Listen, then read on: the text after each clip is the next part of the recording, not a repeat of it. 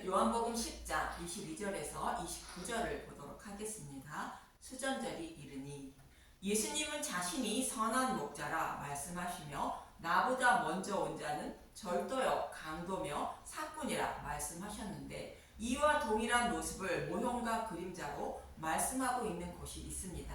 7년 풍년의 양식을 저장하여 7년 흉년에 대한 모든 준비를 마친 요셉과 형들의 이야기인 것입니다. 애굽의 총리로 있던 요셉이 시므온을 가두고 형들에게 베냐민을 데리고 오라 명을 내리자 율법을 상징하는 르우벤과 예수님을 상징하는 유다의 모습입니다. 먼저 얻어온 양식이 떨어지자 다시 요셉에게로 가서 양식을 구해야 하는데 아버지 야곱은 베냐민을 데리고 갈 수 없다고 말합니다.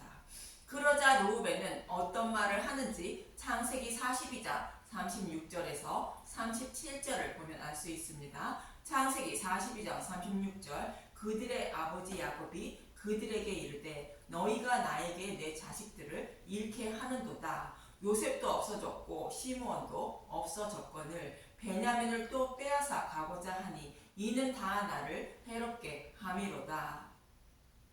르우벤이 그의 아버지에게 말하여 이르되 내가 그를 아버지께로 데리고 오지 아니하거든 내 두 아들을 죽이소서 그를 내 손에 맡기소서 내가 그를 아버지께로 데리고 돌아오리이다. 아버지의 침상을 더럽힌 르우벤은 율법을 상징하는 자이며 르우벤의 두 아들은 율법을 지켜 의롭다 여김을 받으려는 자들을 상징하고 있습니다. 그런데 르우벤은 자신의 목숨이 아닌 두 아들을 죽이라는 것으로 자신의 아들의 생명을 살리지 못하고 죽이는 것이며 자신의 생명만 살리려고 도망하고 있는 것입니다. 이 모습을 예수님은 요한복음 10장 13절에 이렇게 말합니다. 요한복음 10장 13절 달아나는 것은 그가 사꾼인 까닭에 양을 돌보지 아니함이나. 이번에는 예수님을 상징하는 곧 복음을 상징하는 유다의 모습을 보겠습니다. 창세기 43장 8절 유다가 그의 아버지 이스라엘에게 이르되 저 아이를 나와 함께 보내시면 우리가 곧 가리니 그러면 우리와 아버지와 우리 어린아이들이 다 살고 죽지 아니하리이다. 내가 그를 위하여 담보가 되오리니 아버지께서 내 손에서 그를 찾으소서. 내가 만일 그를 아버지께 데려다가 아버지 앞에 두지 아니하면 내가 영원히 죄를 지리이다.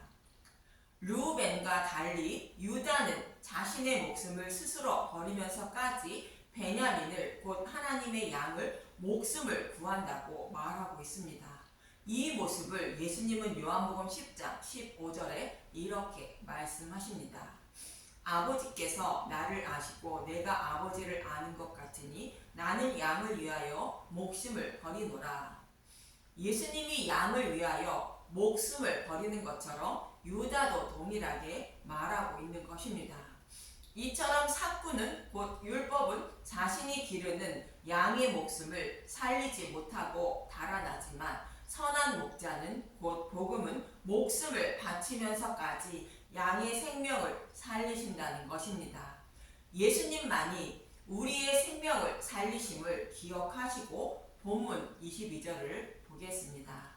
요한복음 10장 22절 유대인들이 예수를 돌로 치려 하다 예루살렘에 수전절이 이르니 때는 겨울이라. 당시 로마의 식민 지배를 받고 있던 유대인들은 수전절을 지키며 마카비와 같은 메시아가 오셔서 로마를 물리쳐 주어 평안히 살길 원하는 마음으로 수전절을 지키고 있었습니다. 이 모습을 지켜보고 있던 예수님은 너희들이 기다리고 있던 메시아가 바로 예수님 자신이라 말씀하는 것으로 예수님이 전하시는 복음의 말씀을 듣고 영접해야 생명을 보존할 수 있다고 말씀하고 있는 것입니다.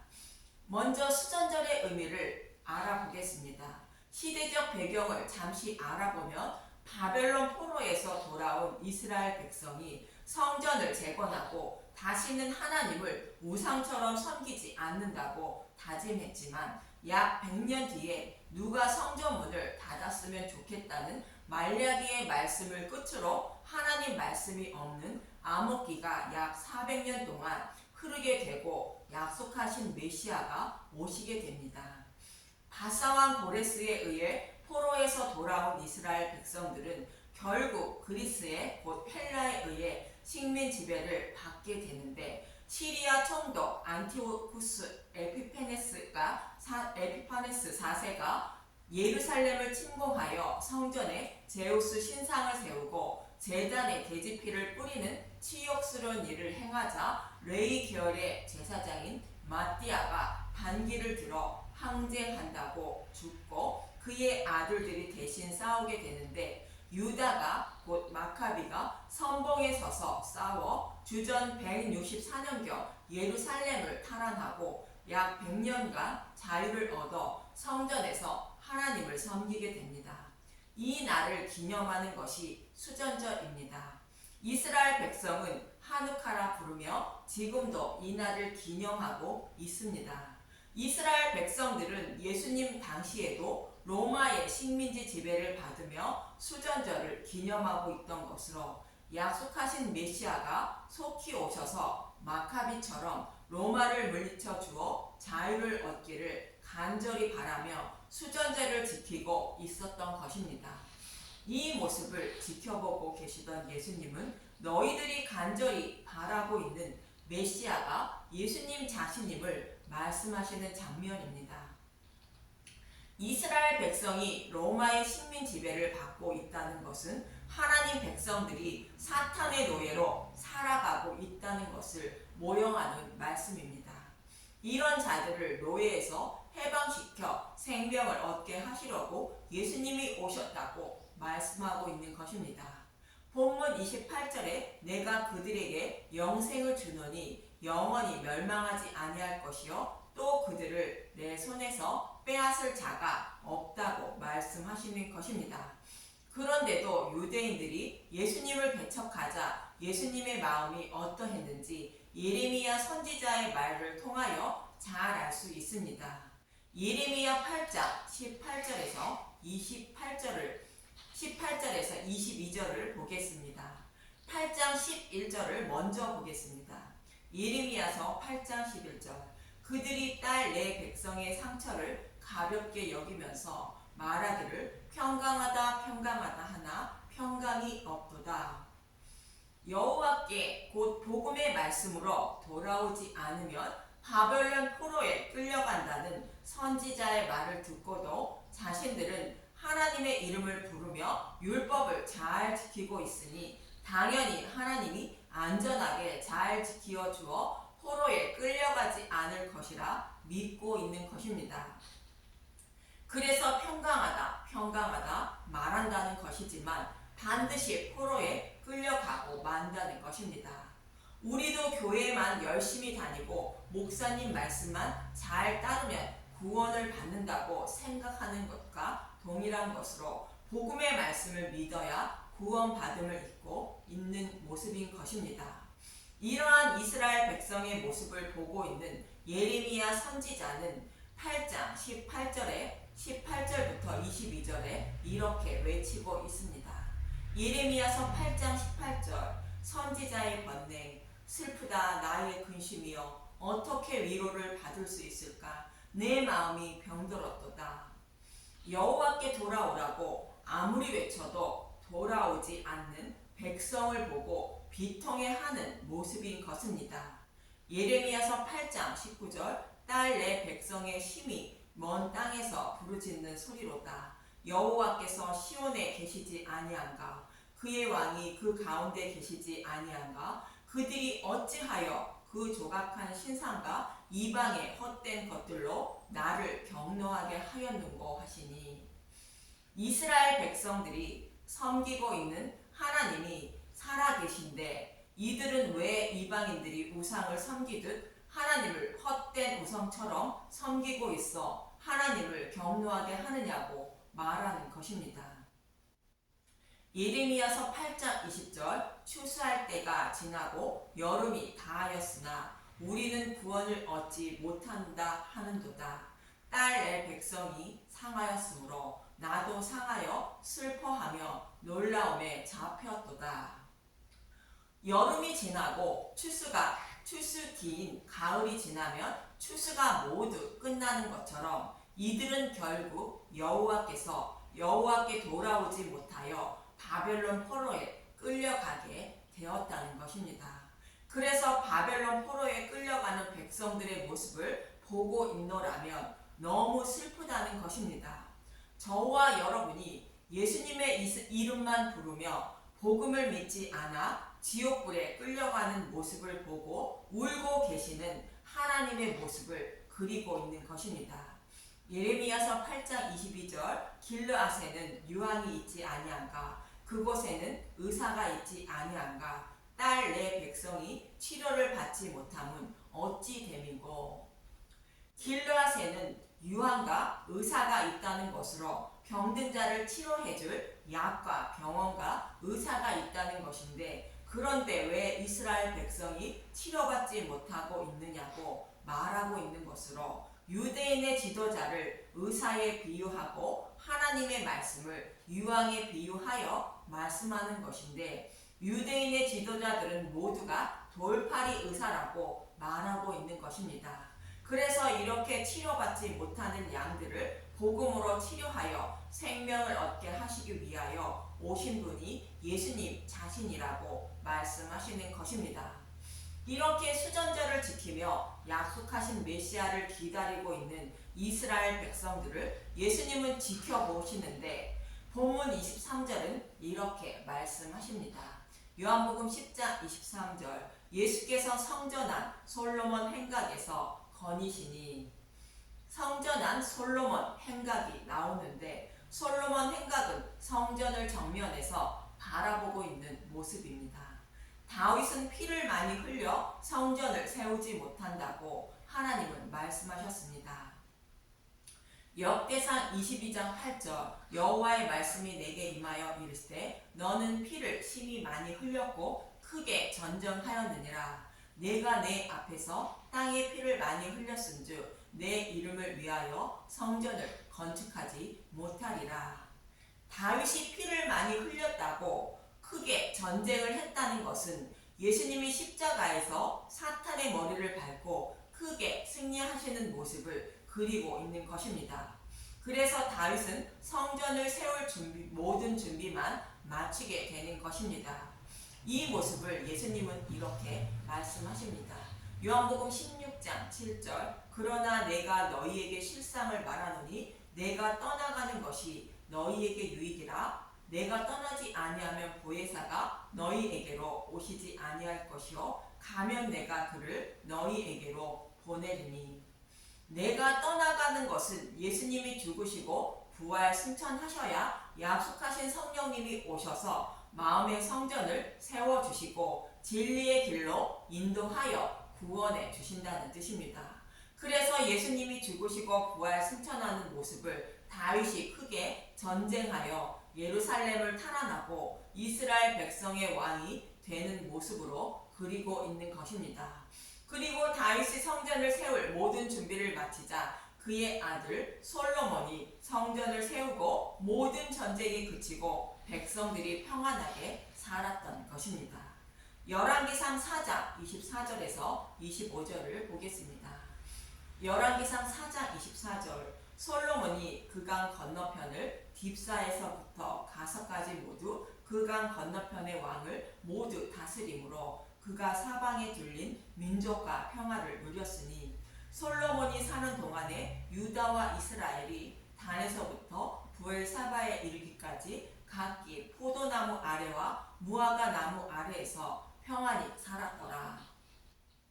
이렇게 솔로몬이 성전이 세워짐으로 모든 전쟁이 그치고 이스라엘 백성들이 평안히 살았다는 것을 모형으로 예수님이 죽으시고 부활 승천하여 성령님이 오심으로 복음의 말씀을 깨달아 믿게 되어 사탄의 노예에서 해방되어 하나님 나라에서 평안히 살게 된다는 것을 모형하고 있는 것입니다. 이 모습처럼 백성을 평안히 살게 하시기 위하여 오신 분이 예수님 자신이라는 뜻으로 예수님이 성전한 솔로몬 행각에 거니신다고 말씀하고 있는 것입니다. 이러한 일을 이루어 주시기 위하여 오신 분이 예수님임을 기억하라고 예수님은 자신이 목숨까지 버리는 선한 목자라고 말씀하셨고, 수전절을 기리며 약속하신 메시아를 소망하고 있는 자들에게 솔로몬 행각을 거니시며 솔로몬 때를 기억하라고 말씀하고 있는 것입니다. 그러자 본문 24절은 이렇게 말씀합니다. 요한복음 10장 24절, 유대인들이 애워싸고 이르되 당신이 언제까지나 우리의 마음을 의혹하게 하려 하나이까? 그리스도이면 밝히 말씀하소서 하니, 예수님 자신이 메시아임을 말씀하셨는데 그 말씀을 믿지 않던 자들이 예수님께 나아와 약속하신 메시아이면 밝히 말해 달라는 것입니다.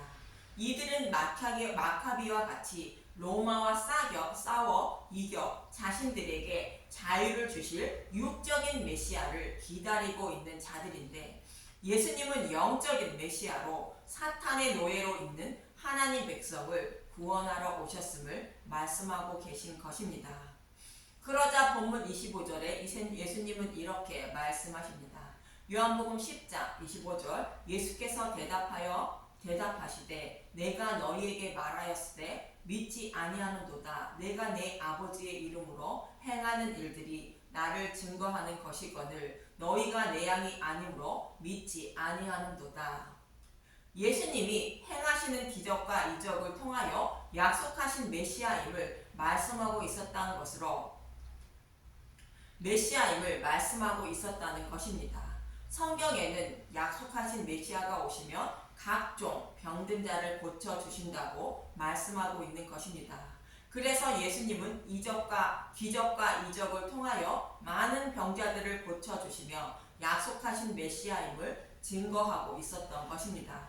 그러나 유대인들은 그냥 병든 자를 고치는 기적과 이적을 행하는 사람으로만 알고 있었던 것입니다. 자신들이 원하는 로마를 물리쳐 주시고 자유를 주실 어떠한 일도 하지 않으셨기 때문입니다. 우리도 구약에서 메시아가 오시면 행하신다는 약속의 말씀을 생각하지 않고 기적과 이적을 행하시는 예수님의 모습으로만 바라본다면, 예수님만 믿으면 잘 먹고 잘 살고 각종 병을 치료받는다는 말씀에 넘어가고 마는 것입니다. 이것은 사탄의 유혹임을 잊지 마시기 바랍니다. 모세도 신명기 4장 34절에서 35절에 많은 기적과 이적을 통하여 이스라엘 백성을 광야로 인도하신 일을 이렇게 말하고 있습니다. 신명기 4장 34절, 어떤 신이 와서 시험과 이적과 기사와 전쟁과 강한 손과 편팔과 크게 두려운 일로 한 민족을 다른 민족에게서 인도하여 낸 일이 있느냐?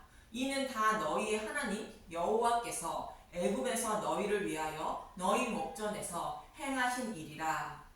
이것을 내게 나타내심은 여호와는 하나님이시요 그 외에는 다른 신이 없음을 내게 알게 하려 하심이니라. 우리의 구원자는 오직 하나님 한 분뿐임을 알게 하시려고 기적과 이적을 행하여 이스라엘 백성을 애굽에서 인도해 내었다는 것입니다. 이와 같이 예수님이 기적과 이적을 행하신 것은 예수님이 약속하신 메시아임을 알게 하시려고 행하신 것이며, 기적과 이적을 행하시기 위하여 오신 분이 아니라 말씀하시는 것입니다. 이러한 기적과 이적을 보고도 예수님이 약속하신 메시아임을 믿지 않는 이유는 하나님의 양들이 아니라는 것으로 택하신 하나님 백성이 아니라는 것입니다. 그러자 하나님이 택한 백성은 목자의 음성을 듣고 따른다고 본문 27절에서 29절은 말하고 있습니다. 요한복음 10장 27절, 내 양은 내 음성을 들으며 나는 그들을 알며 그들은 나를 따르느니라. 내가 그들에게 영생을 주노니 영원히 멸망하지 아니할 것이요 또 그들을 내 손에서 빼앗을 자가 없느니라. 그들을 주신 내 아버지는 만물보다 크시며 아무도 아버지 손에서 빼앗을 수 없느니라. 양은 목자의 음성만 듣고 따르듯이 하나님이 택하신 백성들만 복음의 말씀을 듣고 목자이신 예수님을 따른다는 것이며 그들에게 예수님은 영원한 생명을 주어 영원히 멸망하지 않는다는 것으로 그 누구도 택하신 백성의 생명을 빼앗아 갈 수 없다고 말씀하시는 것입니다. 그 이유는 모든 우주 만물을 창조하시고 다스리는 분이 하나님 아버지라는 것입니다. 히브리서 기자는 2장 14절에서 15절에 예수님이 오신 이유를 이렇게 말하고 있습니다. 히브리서 2장 14절 자녀들은 혈과 육에 속하였음에 그도 또한 같은 모양으로 혈과 육을 함께 지니심은 죽음을 통하여 죽음의 세력을 잡은 자 곧 마귀를 멸하시며 또 죽기를 무서워함으로 한평생 매여 종로를 타는 모든 자들을 놓아주려 하심이니 모든 인류는 혈과 육에 속하여 늘 죄를 범하고 있고 복음을 알지 못해 사탄의 노예에서 벗어나지 못하고 살아가고 있다는 것입니다. 종은 죽지 않으려고 주인이 시키는 일만 하는 자들로 사탄이 시키는 일을 하여 늘 죄를 범하며 살아간다는 것입니다.